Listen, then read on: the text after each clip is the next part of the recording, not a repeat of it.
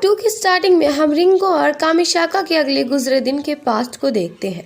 Then वही scene देखते हैं जब रिंको ने कामिशाका के टाई को खींचा और खींचने के बाद वो मासूम बन जाती है। तो कामिशाका बोलता है, इस ट्यूसडे तुम हियामा के साथ डेट पे जा रही हो, अपना अच्छा देना। और फिर हम रिंको को देखते हैं जहाँ पे वो ड्रेस चुन रही थी डेट पे जाने के लिए, और कुछ देर पे ही हम देखते हैं कि रिंको अपने डेट पे हियामा के पास थी और वहाँ डेट का तो पता नहीं, बट हियामा अपने कपड़े जरूर खोल लेता है। और अगले ही सीन में हम देखते हैं रिंको अपने सपनों से जगती है और देखती है हियामा ने उसको मैसेज किया है कि वो इवनिंग में उसका इंतजार कर रहा है उसे नोचने के लिए, और वो डर जाती है और उस पर खाना गिर जाता है और वो पैनिक होकर चिल्लाने लगती है। आखिर उसे करना क्या चाहिए? उसकी कलीग्स को ये अजीब लगता है और वो सच के कामिशाका के पास आ जाती है। कामिशाका को अजीब लगता है वो यहाँ क्यों आ गई, तो रिंको बोलती है उसे इस सब चीजों का एक्सपीरियंस नहीं है। और फिर हम फ्लैशबैक देखते हैं जहाँ पे रिंको अपने कलीग को कुछ गंदी बातें करते हुए सुन रही थी, और फिर ये छोटी सी बच्ची कामिशाका से फेवर मांगती है कि वो उसके साथ नहा ले,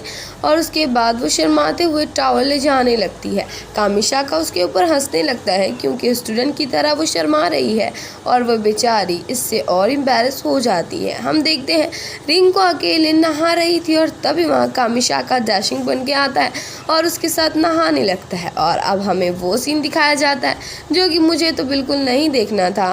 अब रिंको को सुनोको के साथ केक खाते हुए हम देखते हैं और वो केक सुनोको लाई थी। रिंको से उसे पता चलता है कि आजकल वो किसके साथ गुलछर्रे उड़ा रही है, और उसे ये भी पता चलता है कि ये एक एग्रीमेंट है। तो सुनोको बोलती है ये शायद फ्रेंड विद बेनिफिट्स है, तो रिंको बोलती है ये बस एक कोलैबोरेशन है। तो सुनोको बोलती है कहीं वो कुछ गलत तो नहीं करने वाला, जैसे कि वीडियो या फिर फोटो।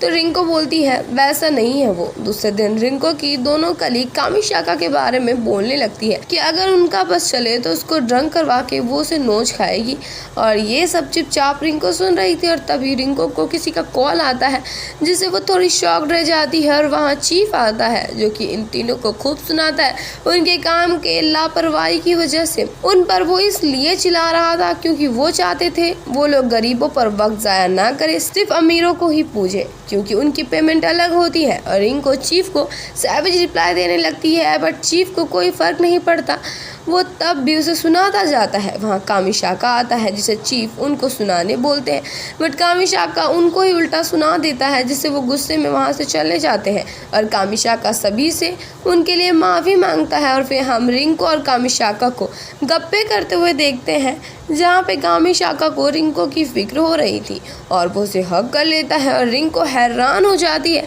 और बोलती है तुम मेरी फिक्र करते हो।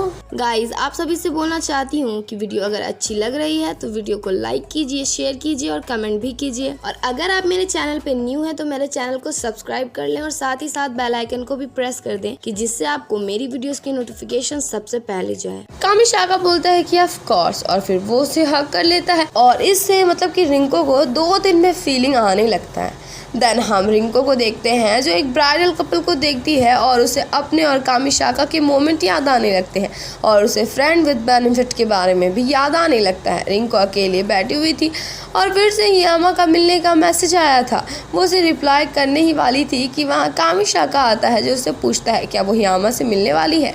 रिंको बोलती है मैंने तो उसे रिप्लाई दिया ही नहीं है। तो कामिशाका बोलता है तो मत मिलो फिर।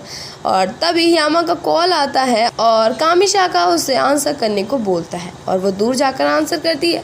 रिंको कुछ बोलती है कि कामिशाका उसका हाथ पकड़ लेता है। रिंको हियामा को बोलती है वो उसे बाद में बात करेगी, और कामिशाका बोलता है तुमने रिजेक्ट नहीं किया। रिंको खुश हो ही रही थी कि कामिशाका बोलता है मैं तो बस ये सब मजाक कर रहा था, और वो इस रिलेशनशिप में भी नहीं है। और रिंको भी इस बात को ईगो में लेकर चली जाती है। और थोड़ी देर के बाद हम रिंको को अपनी कलीग्स को काम को सही से करने की डायरेक्शन बताते हुए देखते हैं, बट तभी वहाँ से कामिशाका गुजरता है जिससे कि ये बावली को फिर से वन नाइट स्टैंड याद आने लगता है और सारे मोमेंट भी याद आने लगते हैं।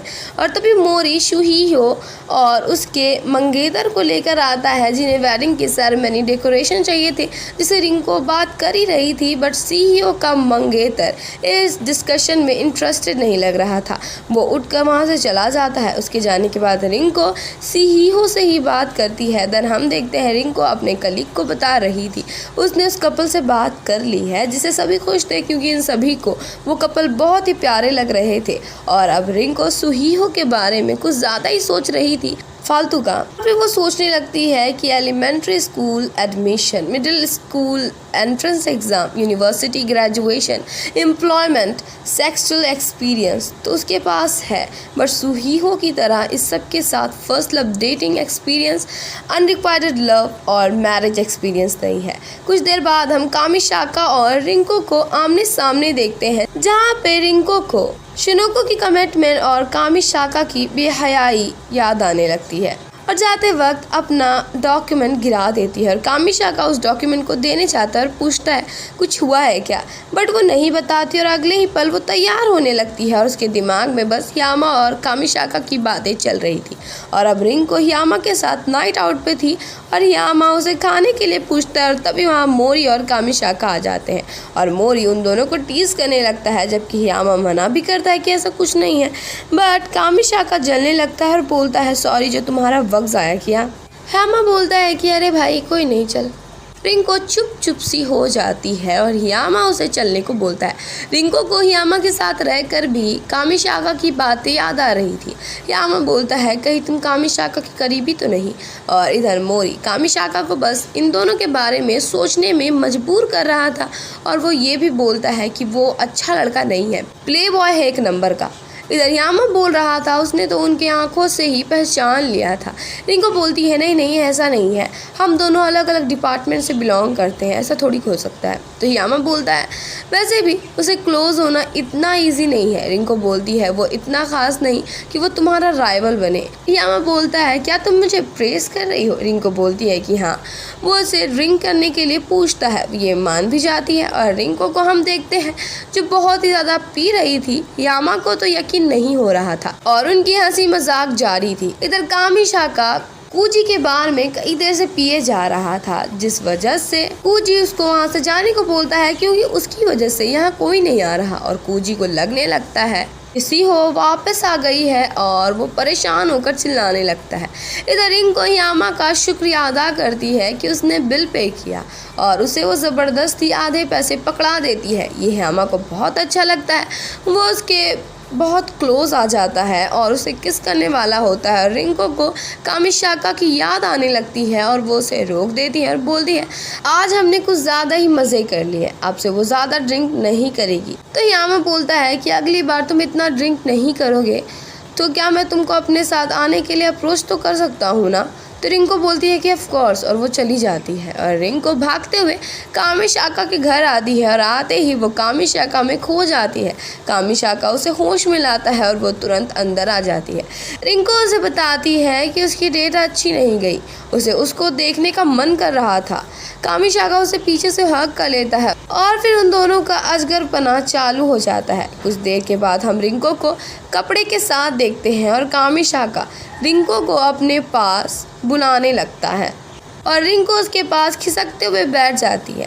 कामिशाका बोलता है कि वो क्यूट है और वो उसके क्लोज आ जाता है। रिंको मन में बोलने लगती है कि वो कामिशाका को पसंद करती है और वो वहाँ से भाग के बाथरूम चली जाती है और ख़ुद को घूरने लगती है।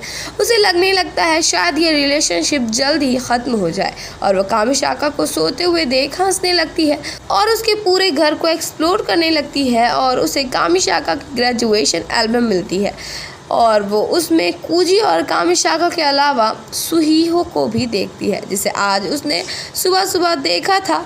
और उसे याद आता है कूजी ने कहा था कि कामिशाका उससे कितना ज़्यादा प्यार करता था और अब वो धर्म संकट में आ चुकी थी। और इसी के साथ इस पार्ट की एंडिंग हो जाती है। There was a time when you had me falling to the ground.